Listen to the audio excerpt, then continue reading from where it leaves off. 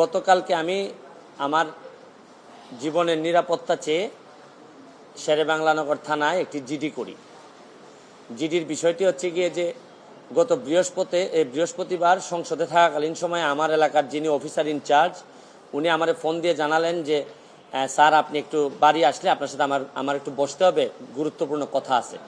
তো শুক্রবারে আমি বাড়ি যাওয়ার পর উনি দুপুরবেলা আমাকে বললেন, আমাকে একটা মেসেজ দেখালেন যে উনাকে একটা লোক 2-3 দিন ফোন করার পর উনি যখন আমলে নিচ্ছিলেন না তখন উনারে একটা মেসেজ দেয় যে ওই লোকটা, অজ্ঞাতনামা লোকটা আমার সাথে দেখা করতে চায়, কথা বলতে চায়, দেখা করতে চায় না, কথা বলতে চায়।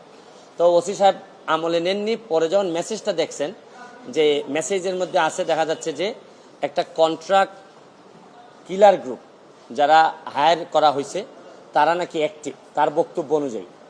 তো ওসি সাহেব আমারে উনার ফোন দিয়ে ওই অজ্ঞাতনামা ব্যক্তির সাথে ফোনে ধরাই দিলেন। আমি কথা বললাম, কথা বলার পর যে জিনিসটা ওরা জানাইলো আমাদেরকে, ওই অজ্ঞাতনামা ব্যক্তি সে নিজেকে আইডেন্টিফাই করতে চায় না, সে তার অ্যাড্রেস বলতে চায় না। সে বলে যে আমি নিজেও ওই কিলার গ্রুপের মেম্বার ছিলাম, যখন আপনার নামটা আসছে আপনাকে হত্যা করতে হবে, তখন আমি বলছি যে না আমি এটা পারবো না, কারণ উনি ওই লোকটা সিলেটি, সে আমার কাজকর্ম সম্পর্কে জানে, এই জন্য সে কোনোভাবে রাজি হয় নাই। তখন সে বলছে যে আমার বিষয়টা হচ্ছে গিয়ে, তার বক্তব্য অনুযায়ী আমার বিষয়টা হচ্ছে গিয়ে আমি আপনাকে একটা ওয়ার্নিং দিচ্ছি, আপনি এই 2-3 দিন আপাতত ঘরের বাইরেই যাবেন না।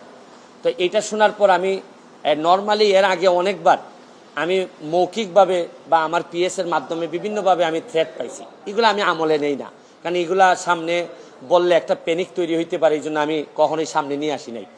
এইবার যখন আমার এলাকার ওসি সাহেবের মাধ্যমে আসছে তখন আমার কাছে মনে হয়েছে যে মানুষ যখন কখনো কোনো ওসিরে নর্মালি তো কেউ ফোনই দেয় না, তার উপর যখন সে এইরকম একটা মেসেজ দিচ্ছে তখন আমার মনে হয়েছে, আমার এখন মনে হয়েছে যে সিরিয়াসলি একটা পটেনশিয়াল থ্রেট, আমার এটা অবশ্যই আমলে নিতে হবে। তো এই জন্য আমি ওই দিন পরের দিন সকালেই আমি ঢাকা চলে আসি, সংসদ ভবনে চলে আসি। এসে আমি এর ভিতরে আমি পুলিশের ঊর্ধ্বতন কর্মকর্তা যারা আছেন তাদের সাথেও আমি কথা বলি। তো এরপরে আমি জিডিটা আমি গতকালকে করছি। কিন্তু আমার যে জায়গাটাতে প্রশ্ন হচ্ছে, দেখেন আমি একজন মেম্বার অফ পার্লামেন্ট, পুলিশ যখন আমার এলাকার ওসি সাহেব যখন জানলেন কোনো একটা মারফতে যে আমার একটা লাইফ রিস্ক আছে, তখনই কিন্তু উচিত ছিল যে উনি এসপি সাহেবের সাথে আলাপ করবেন, ডিআইজি সাহেবের সাথে আলাপ করবেন, এটা কি আসলেই থ্রেট নাকি না কেউ বোগাস নাকি না কিছু, এটা তো আমার কাছে আসার আগেই এদের তদন্ত করে ফেলা উচিত ছিল। মানে আমাকে জিডি করতে হলো কেন? প্রশ্নটা হচ্ছে গিয়ে যে আমার থ্রেটটা তো আমি জানি না, জানছে প্রথমে ওসি সাহেবের পরে এটা এসপি ডিআইজি ওনাদের কাছে যাবে। আমি জানার আগেই ওনারা আমাকে প্রোটেকশন দিবেন, আমাকে পরে জানাবেন যে এই থ্রেটটা যেটা ছিল এটা রিয়েল অথবা ফেক। ওনারা আমাকে বলছেন, ওসি সাহেবের যতটুকু ব্রেইনে ধরছে উনি ধরছেন, আমাকে বলছেন, আমাকে জিডি করতে হয়েছে। আর আমার নিরাপত্তা তো এখন আমার নিজেরই দিতে হইতেছে। এখন রাষ্ট্রযন্ত্র, আমি এইটা বুঝলাম না যে এই রাষ্ট্রযন্ত্র আসলে কি আদৌ আমার বাঁচাই রাখতে চায় কিনা। কারণ হচ্ছে কি, আমি যাকে জিডি করতেছি পুলিশ ডিপার্টমেন্ট, সেই তো আগে জানছে আমার আগে, সেই তো আমারে বলার দরকার ছিল যে সে ব্যক্তি আইডেন্টিফাই করা যায় নাই। পুলিশ মারফত কখনো শুনলাম যে ওনারা নাকি ট্রেকিং করে, কখনো বলছেন যে পাহাড়তলি চট্টগ্রামের, তারপরে কখনো বলতেছেন তার বাড়ি এই বড়লেখা বা সিলেটের কোন জায়গায় যেন। তা আমার বিষয়টা হচ্ছে গিয়ে যে দেখেন, এই দেশে বঙ্গবন্ধু মারা গেছেন, তার পরিবার সবাই মারা গেছে, আমার হবিগঞ্জের শাহ এম এস কিবরিয়া সাহেব মারা গেছেন, আমরা তো কোনো প্রোটেকশনই দিতে পারি নাই। আর আমার বিষয়টা এরকম হয়েছে যে এই পুলিশের ভূমিকা দেখে মনে হইতেছে যে পুলিশ মনে হইতেছে যে একটা অপমৃত্যু রেকর্ড করার জন্য বসে আছে, যে আচ্ছা একটা মৃত্যু হয়েছে, নাইলে এই পর্যায়ে যাবে কেন, আমি কি করতেছি না করতেছি সব পুলিশ এবং এনফোর্সমেন্ট এজেন্সির নখদর্পণে থাকবে। কারণ এরা খবর নেয় না বলেই লোকগুলা মরে, আর এরা খবর নেয় না বলেই বেনজিররা এত ধনী হয়, এরা খবর নেয় না বলেই মতিউররা এত টাকার মালিক হয়। কারণ এরা তো থাকে কারে কোন জায়গায় বদলি করবে, কারে কোন জায়গায় জায়গা মতো নিজের লোক সেট করলে অনেক টাকার বাণিজ্য হবে, এইসব অভিযোগ এদের বিরুদ্ধে।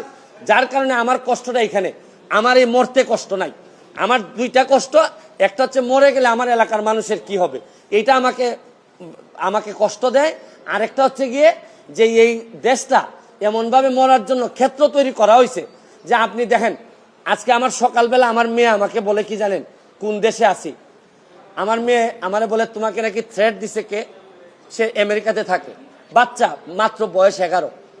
আমি বলছি হ্যাঁ আমি তো গুড ওয়ার্ক করি, এই জন্য ব্যাড পিপুলরা আমারে হুমকি দিছে। সে আমারে বলে there must be a line between good work and stupidity. মানে আমার মেয়ে মনে করে আমি যে গুড ওয়ার্ক করি, আমি যে অন্যায়ের বিরুদ্ধে প্রতিবাদ করি, এগুলো হচ্ছে গিয়ে স্টুপিডিটি। কারণ আমি আর কি জবাব দিব তারে, কারণ সে তো তার মাথার মধ্যে এগুলাই আছে যে বাংলাদেশে যারা ভালো কাজ করে অন্যায়ের প্রতিবাদ করে এরা স্টুপিড। কিন্তু আমার মেয়ে অল্প বয়সী মেয়ে, আমি তো বুঝাইতে পারি না যে আমার জন্ম এই দেশে, এই দেশের মানুষের কল্যাণে আমি কাজ করতে চাই, কারণ আমার রক্তের মধ্যে এটা আছে, আমি করব কি এটা, যে ধরনের প্রোটেকশন। আমি তো আর আগের ব্যারিস্টার সুমন না, মেম্বার অফ পার্লামেন্ট হিসাবে আপনি না আগের ব্যারিস্টার সুমনকে ফেলে দিলেন, কিন্তু মেম্বার অফ পার্লামেন্ট হিসাবে আমার সিকিউরিটির আগেই আমি যে জিডি করা লাগলো এটার জন্য দুঃখ প্রকাশ করতেছি। কেন আমি জিডি করব? আর যদি এটা আমার কাছ থেকে ইনফরমেশনটা আসতো যে আমার পিএস বলছে যে আমারে থ্রেট দিছে, বা আমার এক বন্ধু বলছে, বা আমার এক আত্মীয় স্বজন বলছে, তা নয় আমি জিডি করলাম। পুলিশের মাধ্যমে যখন আসে তখন তো সাথে সাথে কাজটা করার দরকার ছিল। এখন বুঝেন অবস্থাটা কোন জায়গায় আছে। তারপরে আমি বিশ্বাস করি যে যতদিন আসি মানুষের কল্যাণে কাজ করতে চাই, আপনাদের দোয়ায় কাজ করতে চাই, আর নিজের মানুষের আমার প্রতি যে বিশ্বাস, আমি মনে করি এটাই আমার নিরাপত্তা। আর এখন বাকিটা এনফোর্সমেন্ট এজেন্সি আছে, তারা যদি আমি কথা বলছি আইজিপি মহোদয়ের সাথে, উনি অত্যন্ত ভালোভাবে আমাকে আনসার দিয়েছেন, বলছেন যে এটা তো আগেই ওদের এই কি করার কথা। উনি আমার বিশ্বাস যে উনি ওই যারা আছে তাদেরকে প্রশ্ন করছেন যে এটা তো তোমরা জিডি করার আগেই ইনফরমেশন পাওয়ার সাথে সাথে কাজ করার কথা।